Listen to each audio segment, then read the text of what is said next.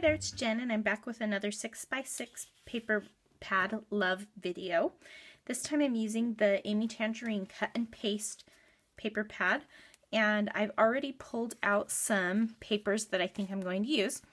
I'm using a 4x6 photo this time because I know most people, or a lot of people, print 4x6 photos exclusively, and so a 4x6 paper or a 6x6 paper pad can be challenging because you can't mount your photo if it's 4x6 on a 6x6 piece of paper. And so I kind of wanted to address that need in this video, as well as show you a few other things. So let's go ahead and get started. So I'm starting with a craft background. This is just American Crafts craft cardstock. And then I ripped out a few of the papers from the pad that I think I might use. And what I'm going to do first is mount my photo. So I have the 4x6 photo and it has a white border, and I want to go ahead and mount my photo. So I'm going to take, a good way to do this with 6x6 paper pads is to make a messy mat with several different papers.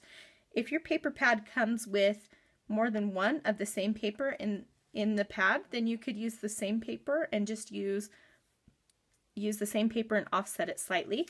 I'm going to use two different papers, and I think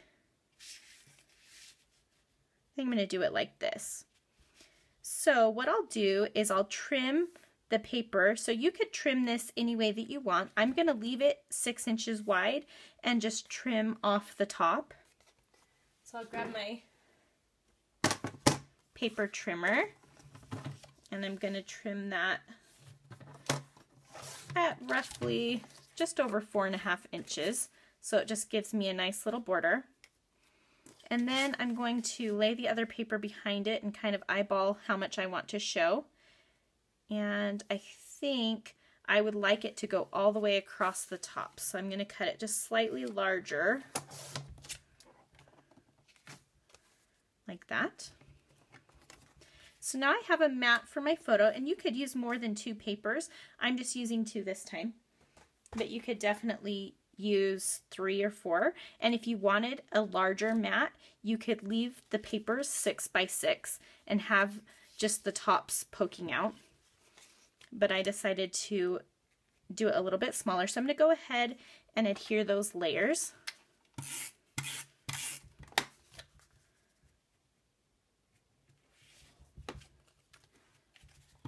Get a little bit more adhesive there.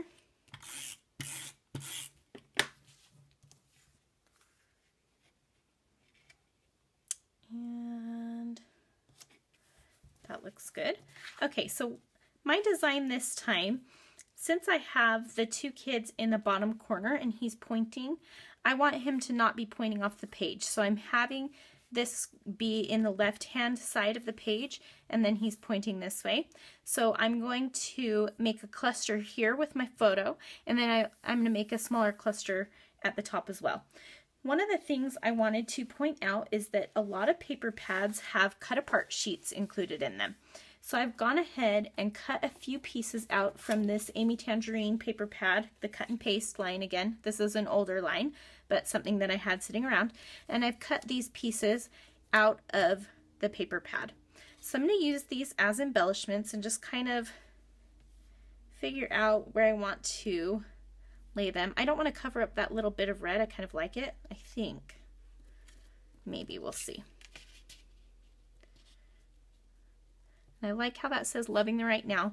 So what I'm going to do with this layout is, last time I did a centered layout, this time I'm going to kind of do an L shape. And so I'm going to build my cluster here, and then one that kind of comes up here, and then I'll balance that with a smaller cluster up at the top. So I'm going to just layer the different pieces together. And I think I'm going to have this poke out a little bit more. Maybe I'll just tuck it into that back layer, and then I can tuck this one into the front layer. And if you find that your pieces are really boxy because everything is square, right? You can do a few different things to make it a little less boxy. You could round the corners of some of them.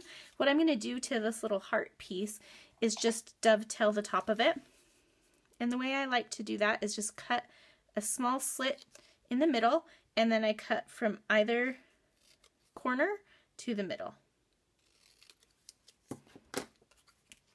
And then that will give me a bit of variety so that everything's not so square. And I'll move that over a little bit, I think. Yeah. So now I've got those, and I'm still trying to decide if I want to try to leave that red or if it's just going to end up getting covered up. I'm not sure yet. So now I've got a few different papers that I can work with. This is just a scrap of another piece of paper, but I thought I might work that up into this corner to bring the yellow up. I think I want to bring a little bit more red and pink down to this area, so I'm going to try a few different things out. That seems a little bit busy for what I want. I actually really like that. So I'm using a craft base, and a lot of these papers are kind of blending into the background. What I'm going to do to remedy that is go ahead and outline the different pieces of paper. That's optional. You could choose a different background color. I'm going to go ahead and do that, and then I will be right back. Okay, so I'm back to do the finishing touches. The craft cardstock just was not working for me. It was feeling a little dark, and this is a beach photo, so I wanted it to be nice and bright and airy. And so I ended up going back to my classic white cardstock, which I always use. I've gone ahead and outlined all of my papers, as well as I added that little bit, that scrap paper up here, and then this is one of the cut aparts, and I just cut the ends in, so I kind of did the opposite of what I did to this one. And then this is a die cut from a more recent Amy Tangerine line that I've gone ahead and added here. So you can see I did decide to leave a little bit of the red there. So I'm going to go ahead and get these glued down really quick. And then I can go ahead and work on my title.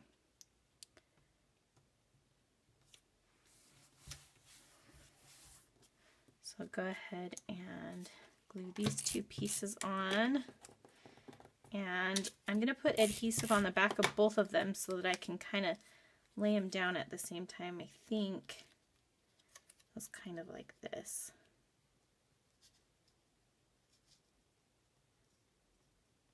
That looks good. So, and I've gone ahead and outlined that, and I like this one because the happy was already circled, so that kind of adds to the outline effect. So you can see I kind of have a little bit of this L shape going on, and then I'm balancing it with this paper at the top.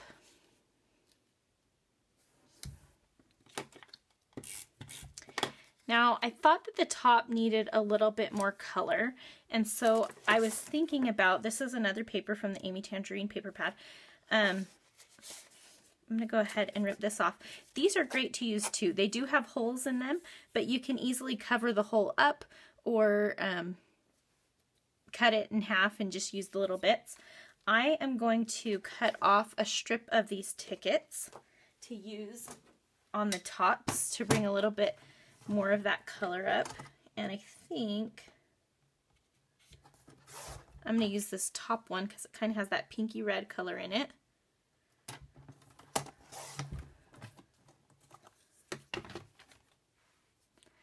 And I don't know if I want to cover up that arrow, so I might move that down a little bit. But I kind of like the way that that looks. And I'm going to not take it all the way to the edge, and I'm going to outline it quickly. So when I'm outlining things, I move my hand, but I keep my wrist straight. Mostly.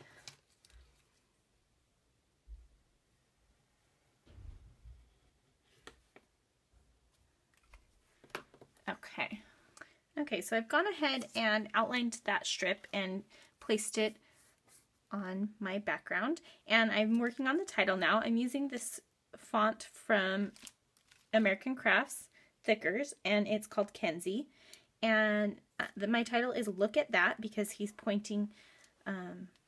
It's not in the photo, but they were watching skateboarders come down this ramp to the beach, and so that's what I'm going to talk about.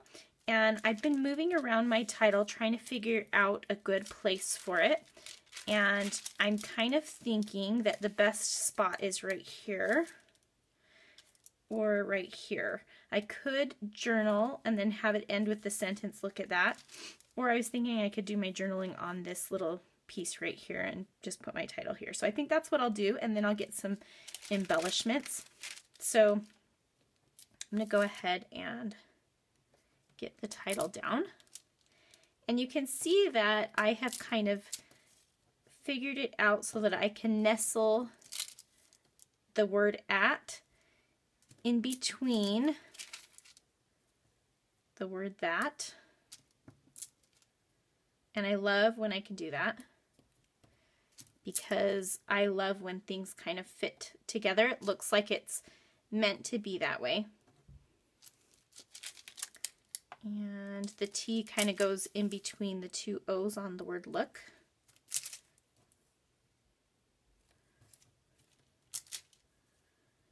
And I'm not being perfect. It's okay with me if it's not exactly perfect. Okay, so there's my title. Look at that. Now I'm going to go through a few things in my stash and find some embellishments that I can dress this up with. I've already used some of the die cuts from the paper pad as embellishments, but I need a few things to give it a little bit of dimension. So I'm going to do that and I'll be right back to put on the finishing touches.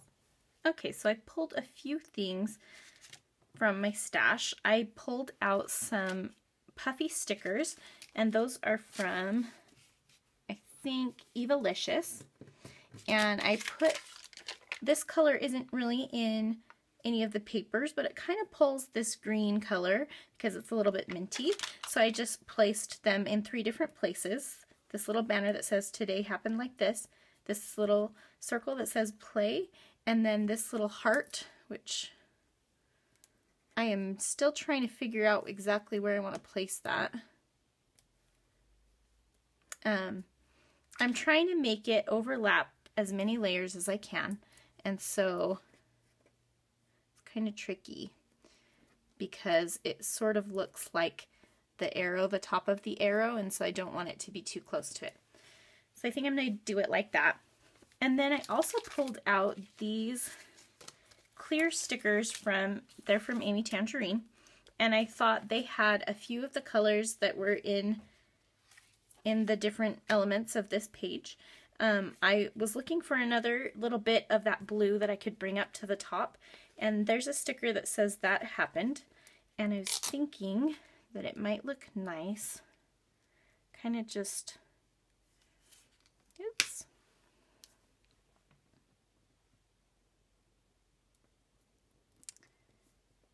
right up next to,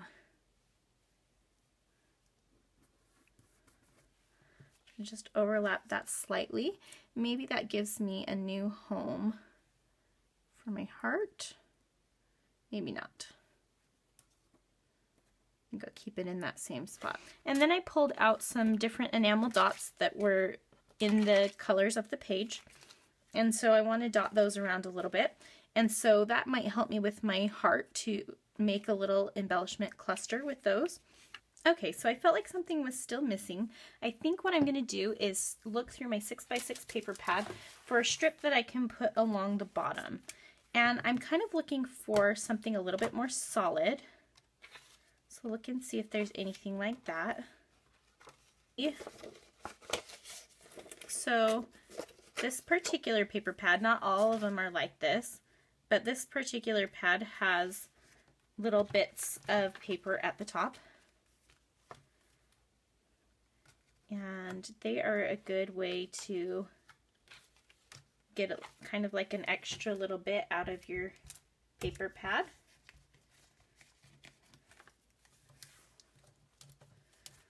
So I have 2 of these wood grain looking ones.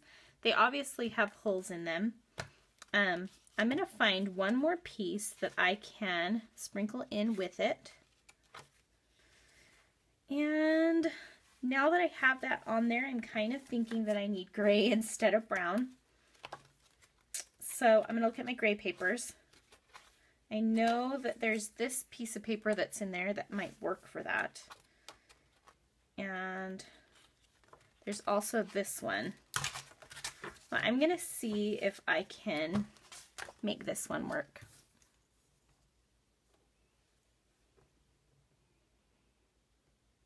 And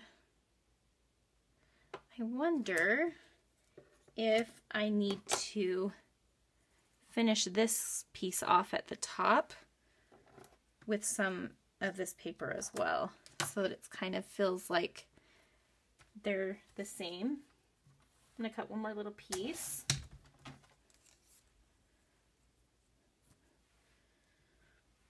And I think that's what I'll do. So this is just my aesthetic. I really like borders on my layouts, and so that's what works for me. Now, in order for everything to look kind of cohesive, I think I'm going to need to outline this paper. So I'm going to take a pen and just quickly, I already glued this one down, so I'm just being careful. I'll go ahead and outline that one. There we go. And I feel like that feels much more full. One of the issues that you may run into with using your 6x6 paper pads is you don't have as much paper to cover the area that you need or that you want, depending on how you scrapbook. And so that, for me, fills up the space. And then I'm going to go ahead and take some Glimmer Mist. Actually, I think I'm going to use Mr. Huey's Warm Calico. It's an almost black kind of color, but it's a little bit of a grayish color. I'm just going to sprinkle that on the layout in a few spots.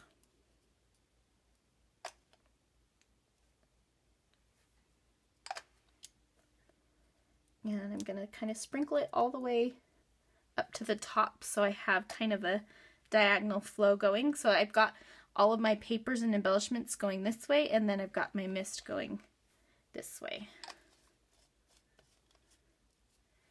And I'll go ahead and add a date to that. I'm going to use my Chamel roller date stamp, and I'm just going to stamp the month and the year, and I will stamp that in gray. This is Slate ink from Close to My Heart, and it's a good gray. And I'm just going to ink up the outer two that say April 2014. Stamp it there, and that is going to complete my layout. I hope that you have enjoyed this second video in my 6x6 Paper Pad Love series, and I will be back again next week with a new idea for ways that you can use your 6x6 paper pads. Thanks so much for watching. Bye-bye.